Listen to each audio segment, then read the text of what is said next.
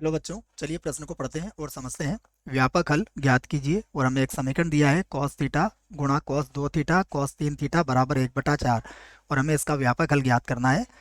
प्रश्न को हल करने से पहले हम प्रश्न के लिए मुख्य अवधारणा लिखेंगे। तो यहाँ से लिखते हैं प्रश्न के लिए मुख्य अवधारणा, जिसकी सहायता से इस प्रश्न को हल किया जाएगा।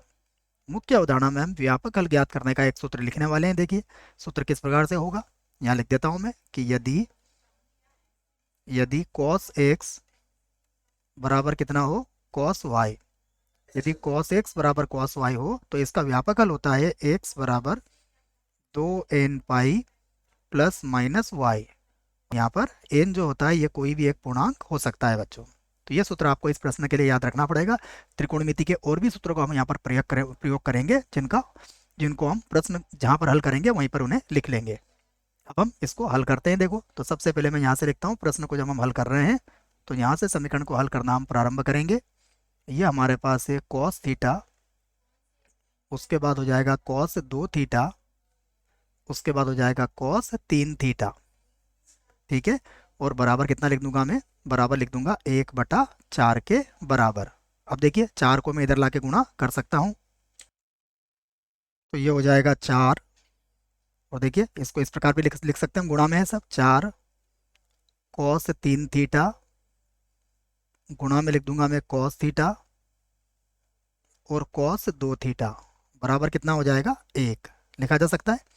यहाँ पर अब मैं दो समूह बनाने वाला हूँ, क्योंकि दोनों ही जगह में त्रिकोणमिति के सूत्रों का प्रयोग करूंगा। तो यहाँ लिखूंगा मैं 2 cos 3 थीटा और उसके साथ में लिख लूंगा cos थीटा को। एक समूह मैंने यहाँ पर बना लिया और दूसरा समूह इस प्रकार से बना लूंगा 2 cos 2 थीटा और बराबर कितना है हमारे पास, 1। अब यहाँ पर हम त्रिकोणमिति के एक सूत्र का प्रयोग करेंगे, जो मैं लिख देता हूँ कि हम जानते हैं 2 cos a cos b, 2 cos a cos b, इसका सूत्र होता है cos a plus b cos a plus b और प्लस होता है cos a माइनस b के बराबर। तो ये त्रिकोणमिति का एक सूत्र है, इसी का उपयोग हम यहाँ पर करने वाले हैं। तो इस सूत्र की सहायता से देखिए ये क्या बन जाएगा, ये cos a का मान हो गया और ये b का मान हो गया। तो ये हो जाएगा cos a प्लस b। तो cos a प्लस b से हमारा तात्पर्य क्या होगा, 3 थीटा प्लस थीटा और प्लस हो जाएगा cos a माइनस b, अर्थात 3 थीटा माइनस थीटा।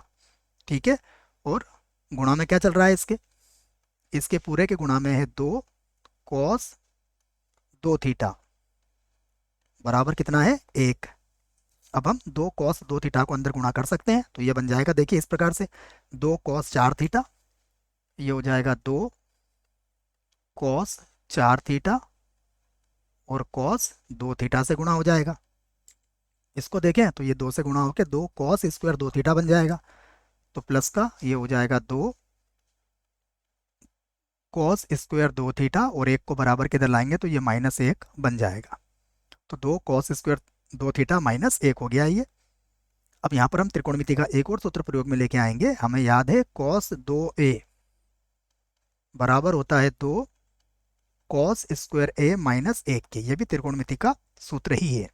तो इसकी सहायता से आप इसे क्या लिख लेंगे, सबसे पहले तो ये 2 cos थीटा 4 थीटा और cos 2 थीटा, अगर आप इसे देखेंगे ध्यान से तो इसे तो अभी हम वैसे ही लिख देते हैं 2 cos 4 थीटा और यहाँ पर होगा cos 2 थीटा। अभी इसे ऐसा ही रहने देते हैं और प्लस देखिए ये किसके बराबर हो जाएगा, ये बराबर हो जाएगा cos 4 थीटा के और बराबर कितना हो गया, 0।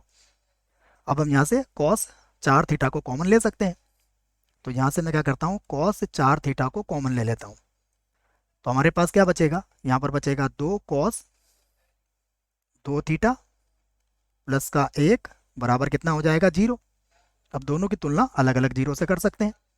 एक बार हो जाएगा cos 4 थीटा बराबर 0 और एक बार हो जाएगा 2 cos 2 थीटा प्लस 1 बराबर 0। अब हम दोनों को अलग अलग करके हल कर लेते हैं। तो सबसे पहले हम ये प्रथम जो हमने गुणनखंड लिया था इसको हल करेंगे। तो अब cos 4 थीटा बराबर कितना आया हमारे पास, 0 आया है बच्चों। अब यहाँ पर व्यापक हल के लिए हम एक सूत्र लिखने वाले हैं, वो भी मैं लिख देता हूँ कि यदि cos x बराबर कितना हो, 0 हो, तो इस स्थिति में जो इसका व्यापक हल होता है वो होता है x बराबर 2n+1 पाई बटा 2। और यहाँ पर n क्या होता है, सदैव एक पूर्णांक होता है। तो यह भी एक सूत्र है, इसी की सहायता हम यहाँ पर लेंगे। तो इसकी सहायता से देखिए इसका व्यापक हल क्या हो जाएगा, व्यापक हल।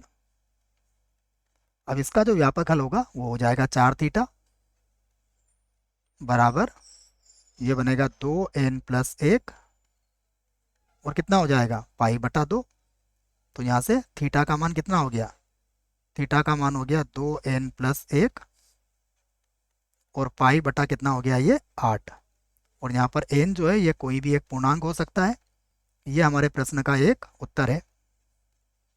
अब हम दूसरी स्थिति पे विचार करेंगे जो है 2 cos 2 थीटा प्लस 1 के बराबर।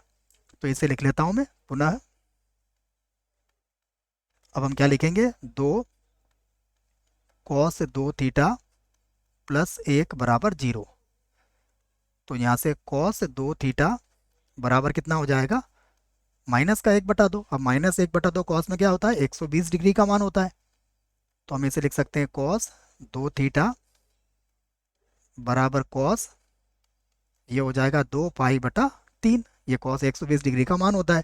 तो यहाँ से हम इसका व्यापक हल लिख सकते हैं। देखो तो मैं लिख देता हूँ व्यापक हल, व्यापक हल। अब इसका व्यापक हल क्या होगा, सूत्र हमने इसके लिए लिख लिया है। तो ये बनेगा 2 थीटा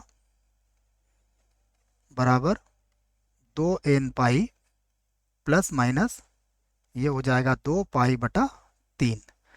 2 का भाग लगा सकते हैं आप, 2 का भाग लगाएंगे तो थीटा बराबर हो जाएगा n pi plus minus pi बटा 3। और यहाँ पर भी लिख देंगे आप n बिलोंग्स टू z।